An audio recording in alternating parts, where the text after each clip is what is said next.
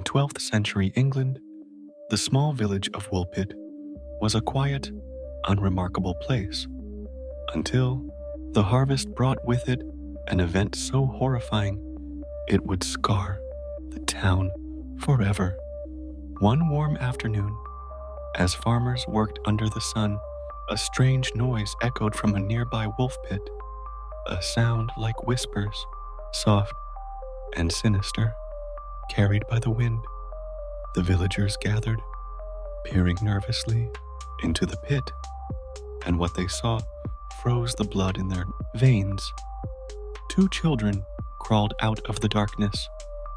Their skin was an unnatural green, a sickly, pulsating hue, like moss feeding on decay.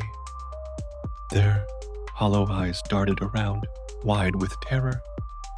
Yet there was something in their gaze, something alien, something wrong. Their clothing, torn and grimy, shimmered faintly in the light, as if it belonged to no fabric known to this world. They didn't speak, but made strange, guttural sounds that didn't belong to any language the villagers had ever heard. They clung to each other like frightened animals, their limbs trembling violently, but their mouths moved as if whispering secrets only the dark could understand. The villagers brought them to the town square, but the children refused all food, rejecting bread and meat with panicked cries. Their sunken faces twisted in despair until someone offered them raw beans. They devoured them ravenously, tearing into the pods with sharp, jagged teeth that didn't seem quite human. The sound of their chewing was wet, unnatural, as though their jaws moved too fast, their hunger too feral. Over the following days, the boy grew weaker. He stopped eating and lay in a twisted heap, his breathing shallow and wheezing, his once bright green skin dulled to a deathly gray. The villagers said he whispered as he died, but no one could understand the words. His sister only stared at his lifeless body, her expression hollow and unreadable, as though death was something she'd seen before, something she knew too well. The girl, though frail, survived. Over time, her green hue faded, and she began to speak in a halting, broken version of the villager's tongue. What she revealed was more horrifying than anyone could have imagined.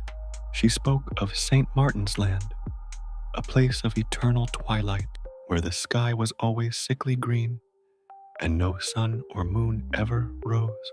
The air was heavy and damp, and her people lived underground in labyrinthine tunnels where the walls seemed to breathe, pulsating like flesh. When asked why she and her brother had left, her eyes filled with tears. She whispered of a sound, bells echoing in the distance, pulling them forward like a siren's call. They had followed the sound through a dark passage, a tunnel that twisted in ways that defied reason. As they emerged into the bright, blinding world of Woolpit, something followed them. She never said what, but her voice cracked as she muttered, "It's still looking for us." The girl lived in Woolpit for years, but she never truly belonged. The villagers noticed her shadow was always too long, too jagged, twisting unnaturally under the light. Animals avoided her, cowering or howling in her presence. At night, some claimed they could hear her speaking to someone or something in her strange, guttural tongue, even though she was alone. What truly happened to the Green Children of Woolpit? Were they refugees from another realm, victims of a sinister experiment, or something far darker? And if they were running from something, did they succeed, or did it follow them into our world? What do you think? Were these children an accident of nature, visitors from another dimension, or messengers of something far more terrifying? And what became of the girl? Did she ever truly escape? Or was she merely a vessel for whatever hunted her? Don't forget to subscribe for more scary, mysterious, and haunting stories.